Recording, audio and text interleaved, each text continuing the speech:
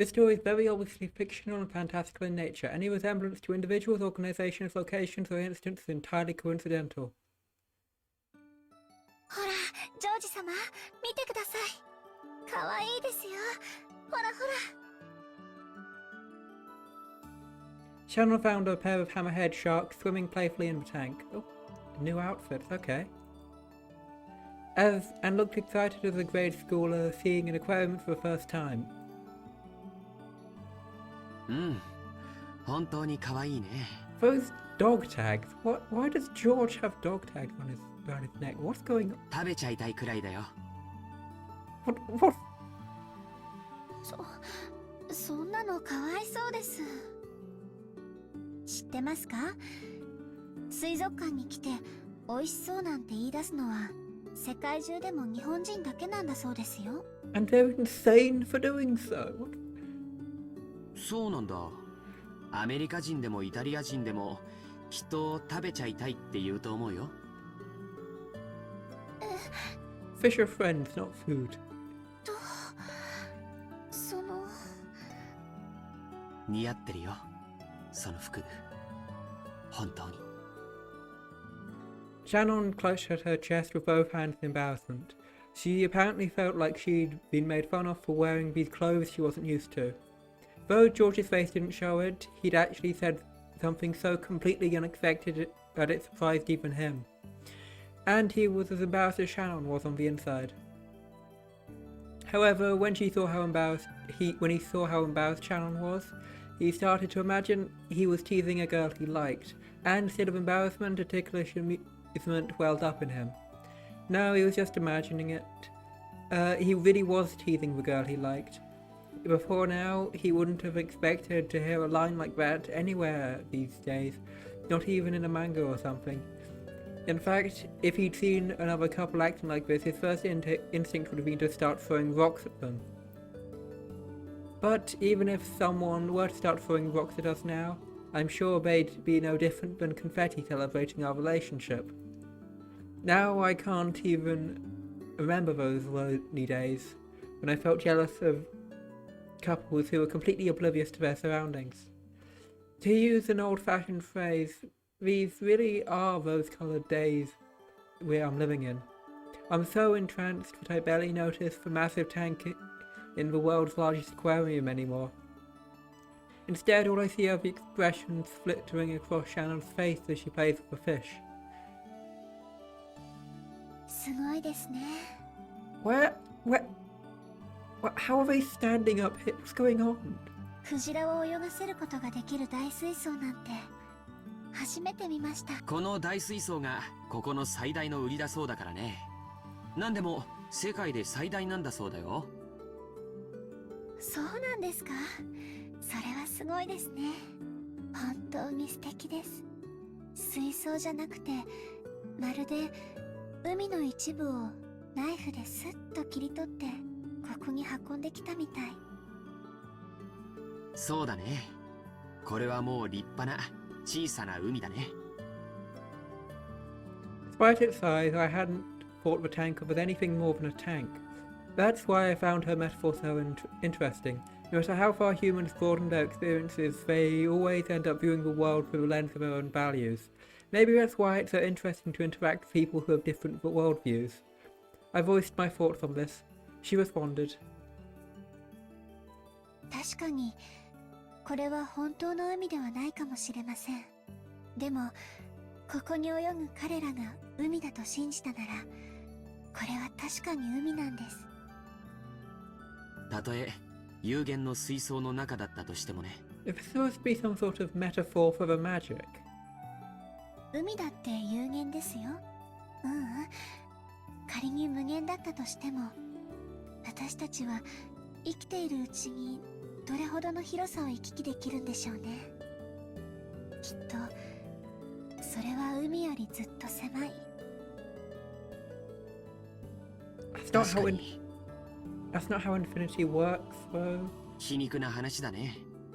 世界はこんなにも広いのに、僕たち人間のほとんどは自分の国からも出ずに生涯を終える。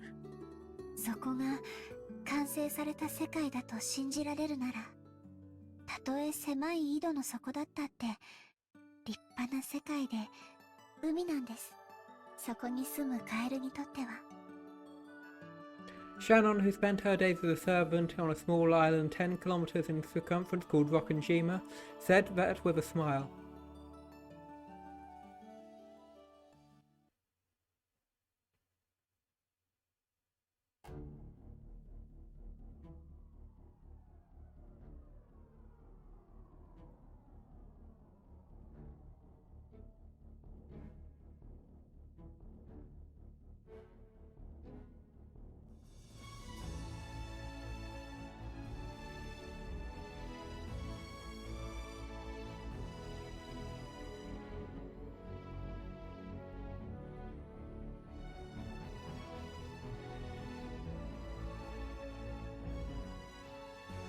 So everyone, I'm assuming we've gone back in time or something, but like, is it also forward in time because George and Shannon are dating, I guess?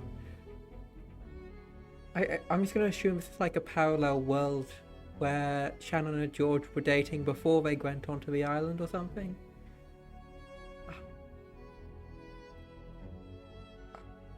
I'm sure Beatrice will explain it soon.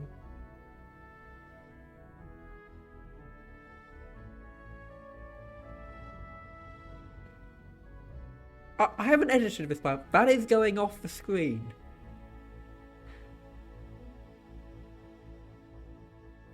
That's...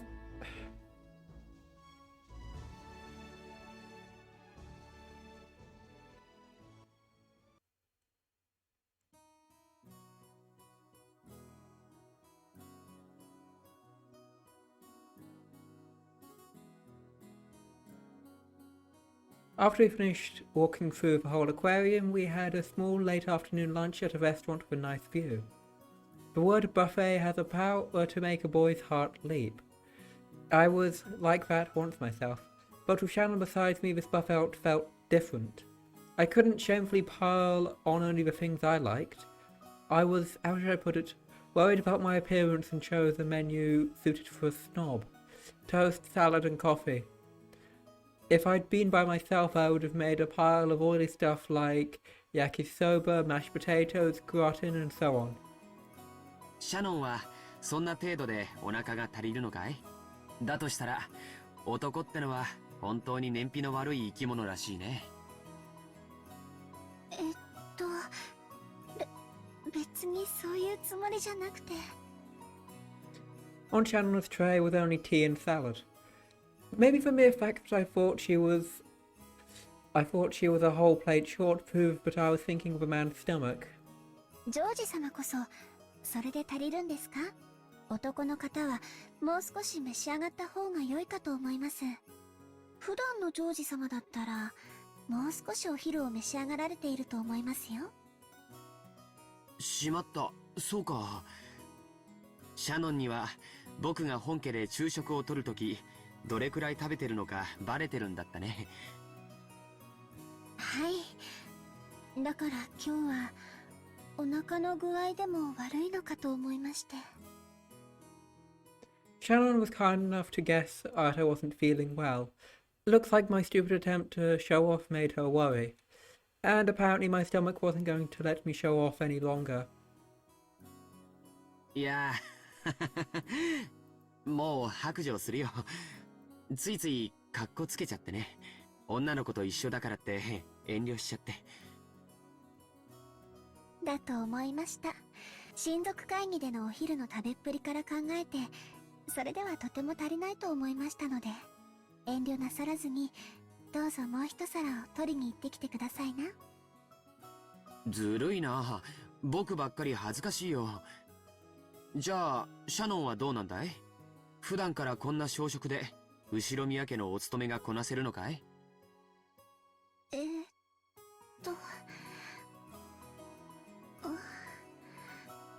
？Shannon fell silent and blushed a slight red. Apparently I wasn't the only one showing off, when I realized that my embarrassment disappeared completely. なんだ、シャノンもそれじゃ足りないんじゃないか。そうだよそうだよ。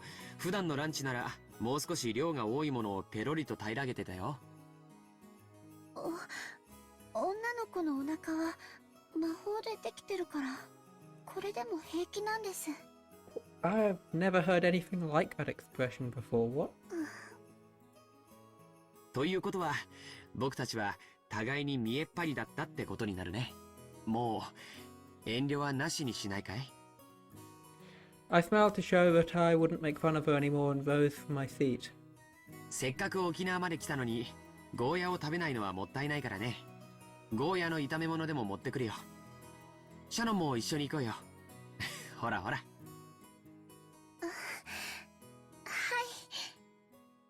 To anyone watching us, we might have seemed like an incredibly charming and embarrassing couple. But it's only after becoming a couple that you realise, to us, this exchange of words is everything, our entire world. That's why no matter how much everyone stares at us with blank expressions, we never notice. Indeed, at this age, I finally understand the feelings of couples who want to endlessly flirt without any regard for their surroundings. After I returned with a plate piled up with fried food, Shannon arrived with a pretty cake. While laughing at our fake stoicism, we received our lunch. せっかく海を一望できる展望レストランなのに、あいにくの曇天が悔やまれるね。Luckily, our window seats gave us a view of seaside serenity so grandiose that it extended even far beyond my field of vision. However, because of the cloudy sky, we were only seeing a fraction of its usual beauty. そうですね。晴れていたら、さぞや真っ青な海を見せてくれたでしょうに。そうだね。普段六軒島で海を見慣れてると思うけど、ここの海はきっと格別な青さを見せてくれたはずだよ。残念だな。でも、お仕事の最中に見る海は、どんなに青くても灰色と同じです。でも、今日はお仕事中じゃないから、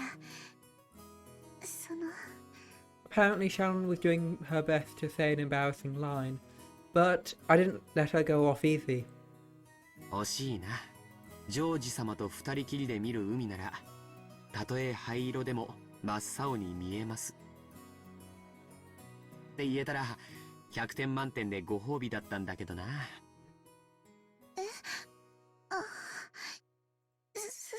すみません。ご褒美は何だったか聞きたい？ No.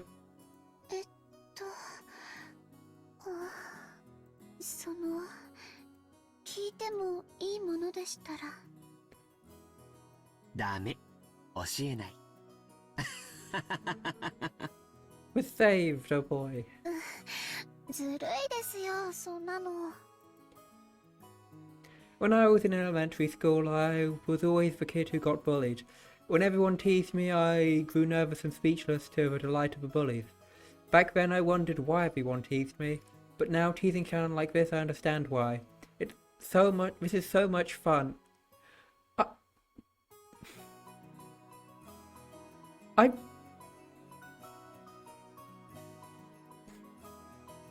can play with her emotions however I please, and I can have them all to myself. I do not like what's coming out of George's mind, I guess. Right now I can't think of any greater pleasure. That's why I have to go easy on her. It's not as though I want to make her feel embarrassed or upset, so I decided to be nice and change the subject. Best not be too obstinate. お昼が終わったら海岸を歩いてみないかい？ひょっとすると雲が晴れて素敵な海が見られるかもしれないよ。I don't think they will, judging by the view outside.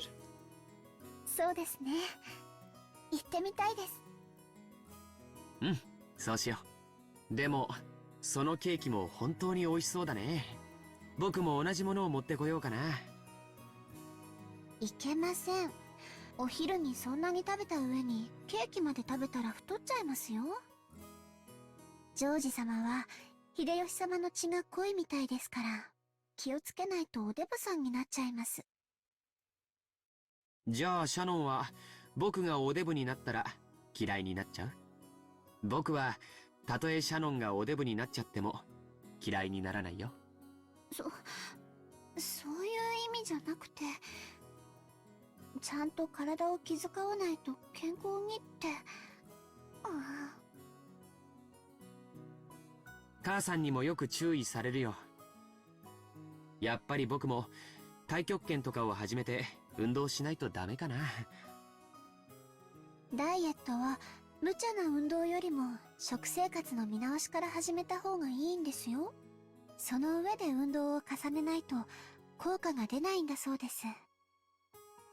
つまりそれはデザートのケーキは控えろってことだね。じゃあ仕方ないからシャノンがそのケーキを頬張るところを眺めていてあげるよ。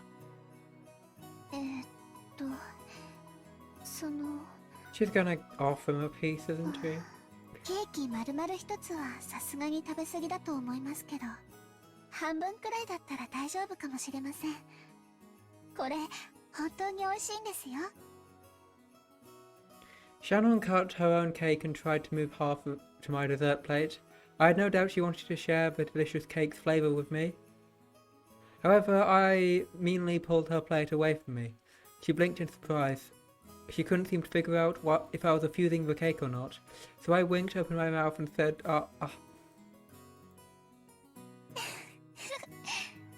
それが一番したかったんですね。もうジョージ様は甘えん坊です。はい。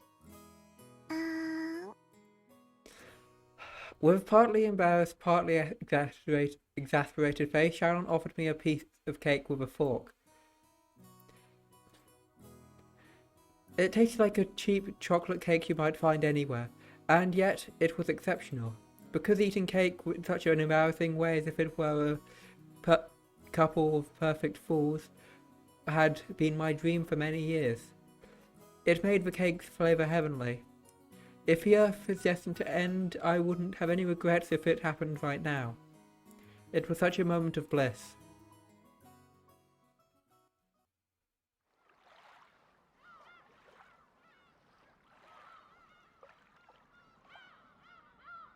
After that, we gathered shells, ran from waves, and enjoyed each other's company while walking along the beach. One moment, let's check the pause menu. Okay, Shannon. A young but experienced servant, she's normally calm and performs her job efficiently. But she messes up when she gets nervous. Furthermore, Shannon is nothing more than a pseudonym she uses on duty, not her real name. The question is, why isn't George calling Shannon by her real name, which I've forgotten? Ushiyama George, Eva and Hideyoshi's son, an affable young man liked by everyone in the family. He is currently studying. Doesn't Kinzo not like him? He is currently studying as an assistant with father's company. It seems his dreams of making it own. He dreams of making it his own one day. As the oldest of the four cousins, he acts as their leader and arbiter. A lot of tips currently. Just for Eptar, okay. In the end, the clouds never parted. However, we both believe the sea reflected in our eyes was deep blue. なんだか幸せすぎて怖くなります。たまに言うね。何を怖がることがあるんだい？私、後宮家にお仕えする使用人です。そんな私が後宮家に連なる方とこうしてご一緒してるなんて、過ぎたことのように思えて。僕もびっくりしてるよ。シャノンちゃんと出会ったのは昨日今日のことじゃない。何年も前から面識もある。でも年に何度もない親族の会合の席で挨拶をするだけ。そんな君とこうして一緒に過ごせる関係になるなんて全然想像できなかったよ。それはシャノンもでしょ？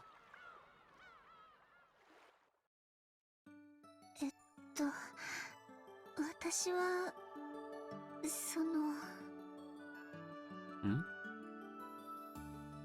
想像だけはしてました。いえ、想像というよりは妄想みたいなもので、いつも紳士的で思いやりのあるジョージ様とご縁があったらなって、その妄想をしてただけで。じゃあ僕たちの縁は君のその信じた心のおかげだね。思う力には魔法が宿るんだよ。だからその魔法がきっと僕らを巡り合わせてくれた。そうですね。多分きっとそれは本当に魔法だったんだと思います。 You're not entirely wrong. でもね、そんなことはないんだよ。僕の中でも毎年出会うたびに美しく見違えていった君の存在はとても大きくなっていた。そして君にとっての僕も同じものだとしたなら、今日ここに僕らがあることは必然の結果であって魔法や奇跡なんかじゃないのさ。ううん、奇跡はあったんです、ジョージ様。 She stopped walking down the beach and gazed out beyond the sea. 奇跡？ううん、魔法あったんです。 I was bewildered by that slightly mysterious phrase which I sometimes heard her use. 魔法が？ Wait, is George going to be the main character of this episode? はい、魔法です。言っても信じてくれないでしょうから言いません。でも確かにその魔法には私とジョージ様を巡り合わせてくれる。それは何かのおまじないのこと？そうですね。そういうものの類かもしれません。一つ違うのはおまじないなんかじゃなく本当。ふん。Maybe it's all girls, not just Shannon, who tend to treat encounters as miracles or coincidences. For a man like me, an encounter with a girl is 70% hard work to try and make her like you, 20% courage, and 10% coincidence. The part that means everything to her is a much smaller factor in my mind. Maybe that way of thinking itself is calculating and typical of men. But if I said that out loud, it might dissolve all kinds of magic. To my mind, there were lots of coincidences, compromises, and expended efforts on both sides before we gained the relationship we have today. At the combination of that, we get to spend this joyful time together. And if she wants to call that magic, I have no objections to her choice of words. So I'll stand up for that magic. そうだね。同じ運命を100回繰り返したら、僕と君がこういう関係になる結果は一度しか起こらないものだったかもしれないね。互いを意識し合いながらも、僕たちは他人行儀な関係を今も続けていたかもしれない。そんなよその世界の僕らから見れば、今の僕たちはまさに奇跡のような関係に違いないだろうから。そういうのじゃなくて本当に魔法なんです。男の方にいくら言ってもこういうのは信じてもらえないんでしょうか。 What are you, Maria? カノン君も全然信じてくれませんし。信じるよ。僕が信じなくて魔法が解けたら嫌だからね。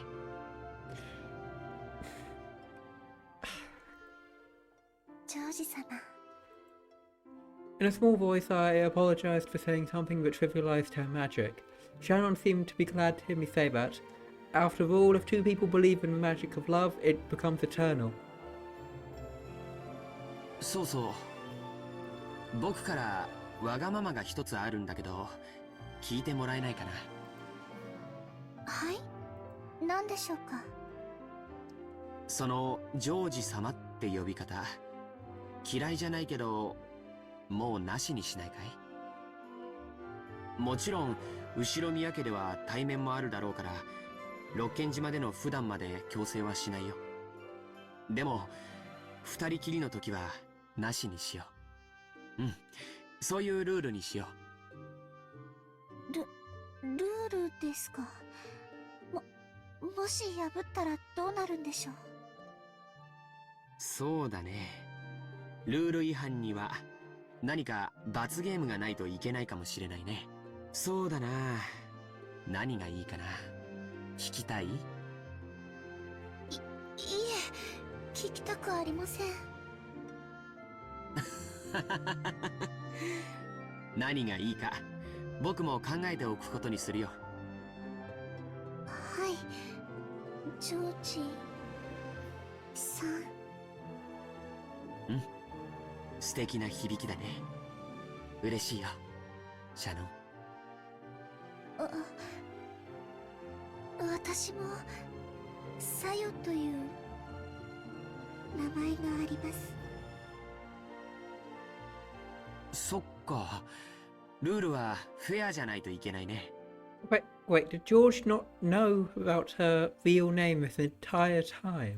僕もそれを守って、今から君のことをサヨと呼ぶことにするよ。いいね、サヨ。はい。I held her shoulder and drew her close. When I forcibly pulled her delicate body towards me, she dove into my chest like a doll. As I held her in my arms, we both looked at the horizon. 真っ青な海だね。この海を二人で見られてとても嬉しいよ。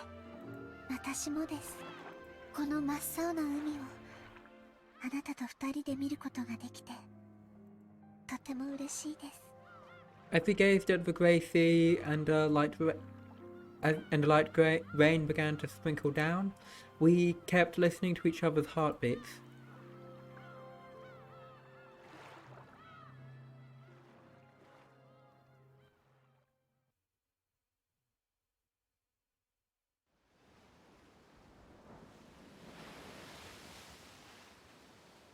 The sound of waves flows into my ears.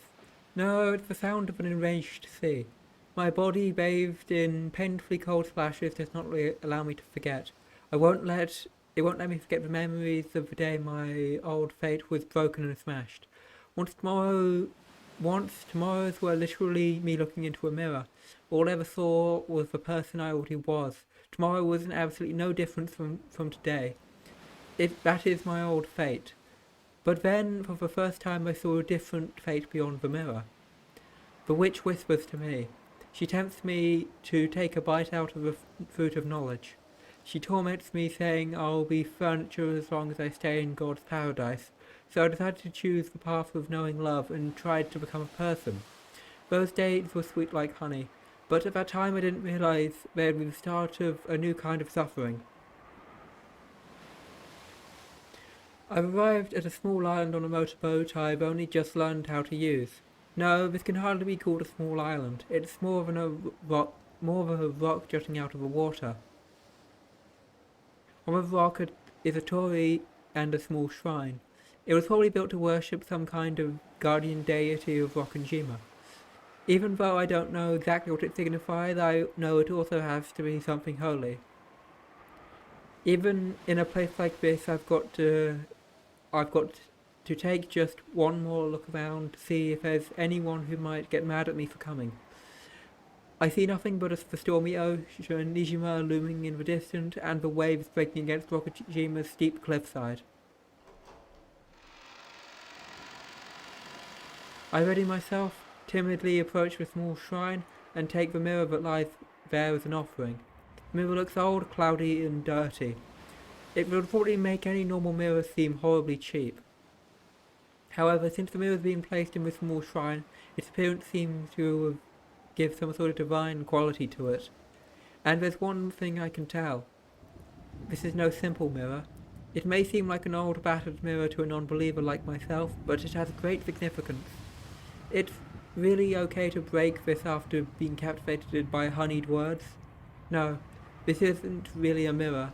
This is the life I couldn't escape until today, my fate. I'll break it. I'll smash it and seize the life that lies beyond this mirror. If I don't smash it, my life will be a pair of facing mirrors forever.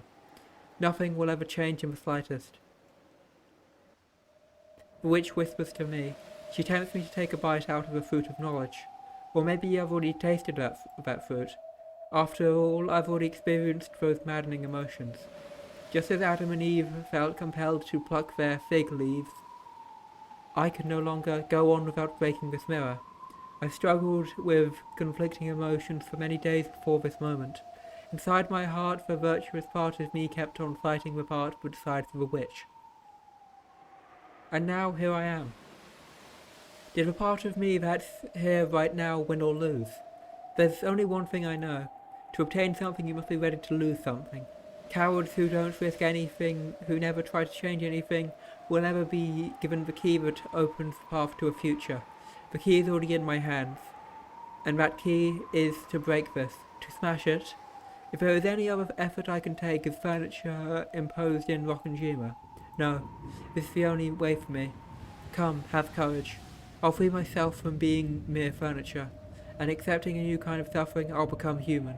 This is surely a small, yet large trial I must impose upon myself. Come on, smash it. I'll smash it to pieces, the eternally unchanging fate that imprisons me. I raise the mirror high, I think back to the days of conflict that came before, and finishing my reflections in a blink of an eye, I throw it down. Thunder roars, crying out against me for my outrageous act. It truly is the hatred of angels trying to banish me from eternal paradise. I look down at the mirror tumbling at my feet, broken into 2 equal parts. And after making sure I have accomplished my task, I scream up at the raging skies. いや、約束は守りました。今度はあなたが約束を守ってくれる番ですよね。Thunder roars once more. I've already been banished from paradise, so I'll have to struggle on my own if I want to live. The witch told me. That is the single element of this world. To lose it means losing the world. Like how a canteen with a hole in the bottom can't be filled no matter how much you pump water into it. 約束は守りました。今度はあなたが約束を守る番です。私の願いをどうか叶えてください。ベアトリーチェ様。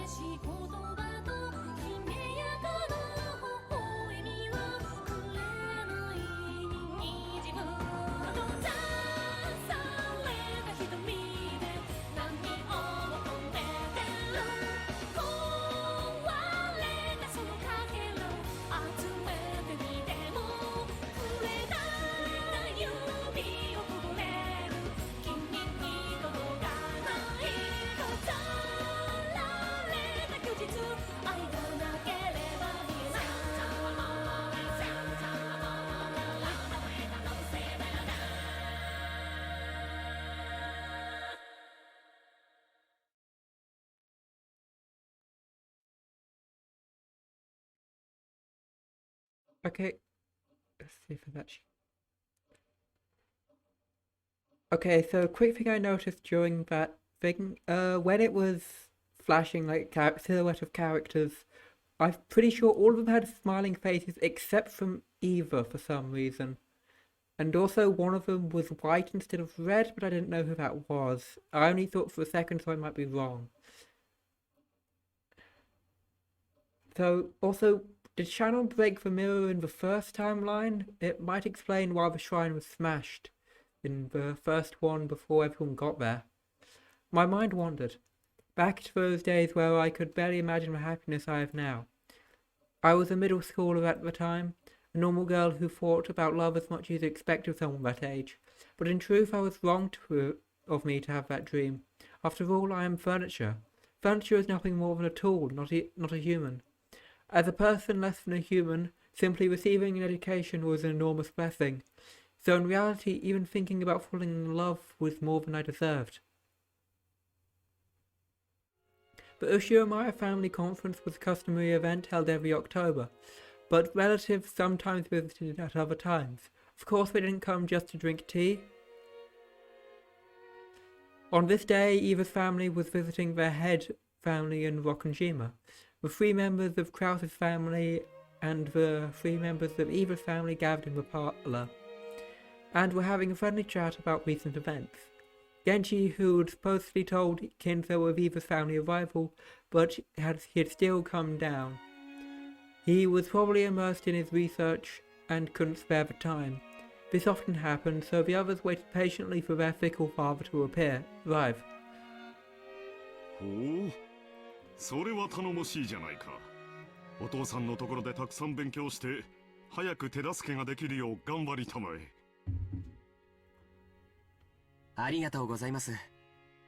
今は父の紹介でたくさんの人生の先輩方に本当に貴重な勉強をさせていただいています。そのいずれも学校では学べないことばかりです。学校で習うのは国語算数やない。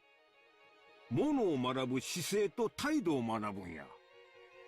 その基礎ができてようやく生涯をかけた勉強が始まるんやで。ここをな、勘違いしとるやつは生涯学べん石頭や。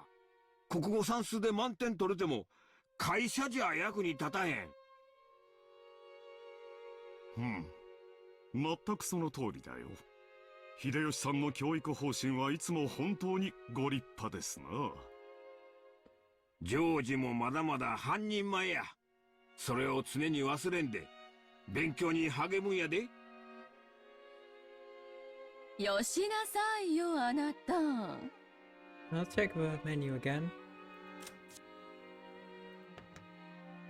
Okay, everyone's here. ジョージはいっつも一生懸命頑張ってるわよ。ねえ。本当に立派ね。うちのジェシカにも爪の赤を分けてもらいたいわ。まだテストの結果を根に持ってるのかよ。受験勉強は私なりにやってるって。こんな席でまで言うことはねえだろうよ。うせえぜ。Once people started praising George for his diligence, the conversation usually turned to Jessica, who hated studying. Jessica made an openly displeased face, as though she'd known this would happen. やれやれ。ジェシカは勉強と一緒に少しはおしとやかな言葉遣いも学ぶ必要があるんじゃないかね。後宮家の家紋を背負う一人娘がそれではみっともないな。あら、これはこれで魅力的よねえ。時代は変わるのよ。男に食わしてもらうために定宿を装わなくてはならなかった時代はとっくに終わってるんだから。そうそう。やっぱエヴァおばさんは分かってますね。はあ、今日は頭痛が特にこたえます。大丈夫ですか？夏日おばさん、顔色が優れないみたいです。ありがとう。大丈夫です。でも本当に月日が経つのは早いものね。半ズボン姿で浜辺を駆け巡ってずぶ濡れになって帰ってきた日がついこの間のように思います。それはジェシカちゃんも同じよね。今じゃお化粧の仕方にだってこだわるレディーなんだから。眉にこだわりがあるのね。今日のあなたとってもキュートよ。ありがとうございます。誰も気づいてくれなかったんで自信なくしてたとこです。A smile rose to Jessica's face as results of her own studies were finally appreciated. Eva smiled back in the same way. Then she turned that smile towards Netsui. ダメよ、夏日姉さん。自分のこの小さな変化にも気づかなくちゃ。かわいそうなジェシカちゃん。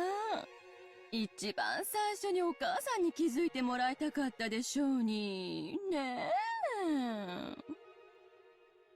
え。いいんです、いいんです。あの人、そういうの全然気づかない人なんで。ジェシカ、母親をあの人呼ばわりとは感心できんね。謝りなさい。言葉遣いについては後でよく言って聞かせます。お子様は邪魔だってんならそう言ってくれよ。私は席を外させてもらうぜ。ここは空気がよどんでるぜ。ジェシカ。 Jessica was still at the age where tests and entrance exams were pretty nerve-wracking. Recently she'd clashed often with her mother, who was enthusiastic about her education. 失礼いたします。 Jessica, who was trying to leave the parlour in a bad mood, bumped into Shannon, who was pushing a serving cart full of tea. ああ、シャノン。私の分のお茶はいらないぜ。私は庭でもほっつき歩いてくる。お嬢様？シャノン、お茶が冷めます。配膳を急ぎなさい。失礼しました。 Shannon, who hadn't actually done anything wrong, but Natsui, who felt like something shameful of herself had been shown, lashed out at her emotionally. That was something that often happened in the Ushiromiya family, but it seemed Shannon wasn't strong-willed enough to just accept it and move on. She shrank back and cowered while serving the tea. She had the unfortunate habit of making more mistakes when she cowered. Her pitiful appearance ruined the peaceful atmosphere that had existed a moment before. It wasn't really Shannon's fault that she thought she might be the source and felt a pressure on her chest. Her shaking fingers made the utensils clang, and you couldn't have called it graceful, not even just to be polite. The more pitiful she appeared, the greater the silence grew. The more irritated Natsui looked, the more Shannon cowered. Shannon's thin neck felt like it was being suffocated and choked by the reaper known as stress. At the time, George spoke brightly, blowing away the stiff atmosphere. これはいい香りだね。何の紅茶かな？これは。言わないで。当てるから。これは特徴的な匂いだから多分わかるよ。アールグレイかな？多分そうだと思います。多分アールグレイで合ってるよ。台所に戻ったら紅茶の缶を見てごらん。ほう。ジョージ君は紅茶に詳しいのかね？お世話になっている社長さんに紅茶の詳しい人がいまして、講釈を聞いているうちに少しだけわかるようになりました。ああ、おこのぎ食品の社長さんかい。あの人、そういううんちくは得意やな。紅茶の名前って産地を示すことが多いんでしょ？じゃあこれはアールグレイという土地で栽培されたのが由来なのかしらね。昔イギリスにグレイ伯爵という人がいたそうで、その人にちなんでつけた名前だそうだよ。ちなみにこの特徴的な匂いは茶葉のものではなくて、ベルガモットというみかんの親戚にあたる果物でつけたものなんだって。そうなの。初めて知りました。そういう知識を持っていると紅茶もより美味しくいただけますね。酒もタバコも同じや。嗜好品はロマンをたしなむもんやで。こういううんちくが味わいを深めるんや。薬の能書きと同じよね。夏日姉さんも愛用してる頭痛薬の説明書、今度はじっくり読んでから飲んでみなさいよ。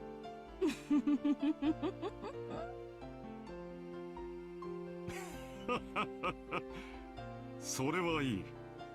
今夜試してみなさい。ええ、試してみます。シャノンちゃん、そのポットを開けてごらん。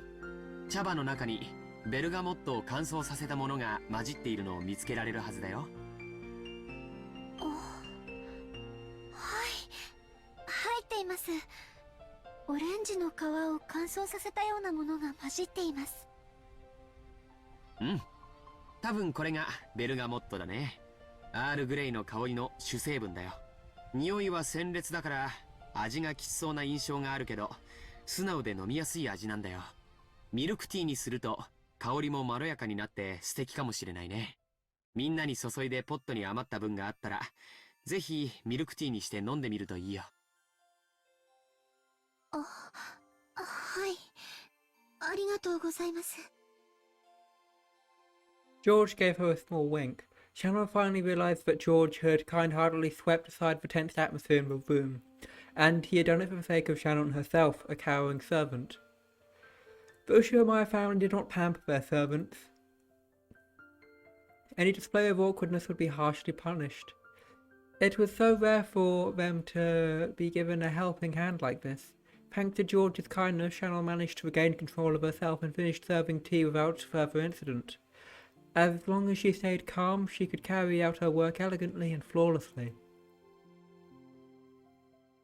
By the time the black tea was laid out on the table and its elegant scent filled the room, the atmosphere had completely returned to its former peaceful mood, and everyone praised George for his knowledge. Shannon wanted to thank him for saving her, but he didn't look like he would get a chance. So she decided to at least thank him inside her heart, praying to God that George would hear as she pushed the serving cart away.